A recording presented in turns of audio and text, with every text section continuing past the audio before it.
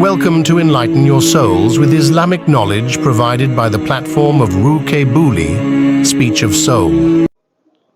نحمده ونصلي على رسوله الكريم أما بعد فأعوذ بالله من الشيطان الرجيم بسم الله الرحمن الرحيم وأن يسير وكانت من مهاجرات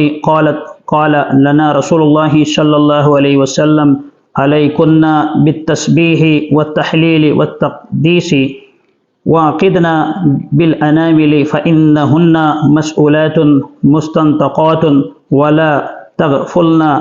فتنسين الرحمة. حضرت یسیرہ جو مہاجرات رضی اللہ تعالی عنہا میں سے ہیں فرماتی ہیں کہ رسول کریم صلی اللہ علیہ وسلم نے ہم عورتوں سے فرمایا سبحان اللہ لا الہ الا اللہ سبحان الملک القدوس یا سبوح القدوس رب الملائکہ کو پڑھنا اپنے لیے ضروری قرار دو اور ان مذکورہ تسبیحات کو اپنی انگلیوں پر شمار کرو کیونکہ ان انگلیوں سے پوچھا جائے گا اور ان کو گویائی دی جائے گی، اور یاد رکھو ذکر سے غافل مت ہونا، یعنی ذکر کو ترک نہ کرنا ورنہ رحمت سے تمہیں بلایا جائے گا۔ اس حدیث شریف کے اندر جو روایت یہ مروی ہے سنن نبی داؤد کے اندر کہ رسول اللہ صلی اللہ علیہ وسلم نے ارشاد فرمایا کہ تم ذکر جب کرو تو بہتر تمہارے لیے یہ ہے کہ تم اپنی انگلیوں کے ذریعے سے اللہ تبارک و تعالیٰ کا ذکر کر لیا کرو، کیونکہ قیامت کے دن اللہ تبارک و تعالیٰ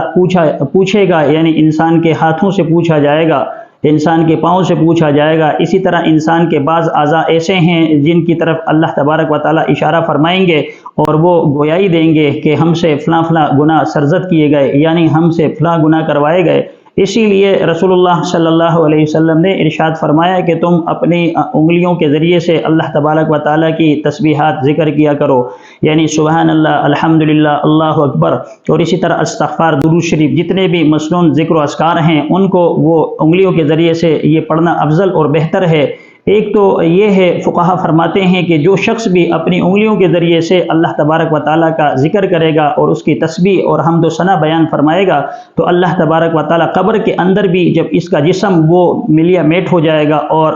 قبر کے اندر جو ہے وہ مٹی ہو جائے گا، خاک ہو جائے گا، لیکن اس کی وہ انگلیاں جس پر اس نے اللہ کا ذکر کیا ہوگا اللہ تبارک و تعالیٰ اسے وہ خاک کے اندر تبدیل نہیں فرماتے بلکہ وہ اسی طرح زندہ رہتی ہیں اس زمین کے اندر جہاں اس کو دفنایا جائے گا۔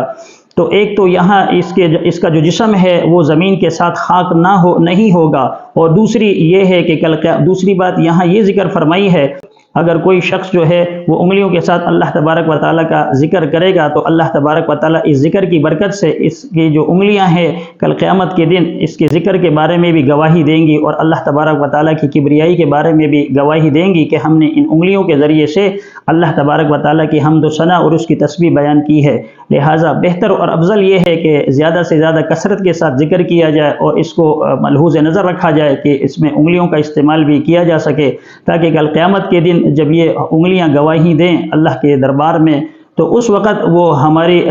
اس کے اندر جو ہے وہ ہماری طرفداری بھی ہو اور اللہ تبارک و تعالیٰ کی طرف سے وہ معافی کا اعلان بھی ہمارے لیے ہو جائے۔ اللہ تبارک و تعالیٰ ہمیں اس کا پابند بنائے اور اللہ تبارک و تعالیٰ ہمیں زیادہ سے زیادہ ذکر کرنے والوں میں سے بنائے۔ آمین وآخر دعوانا ان الحمدللہ رب العالمین۔ Thanks for watching.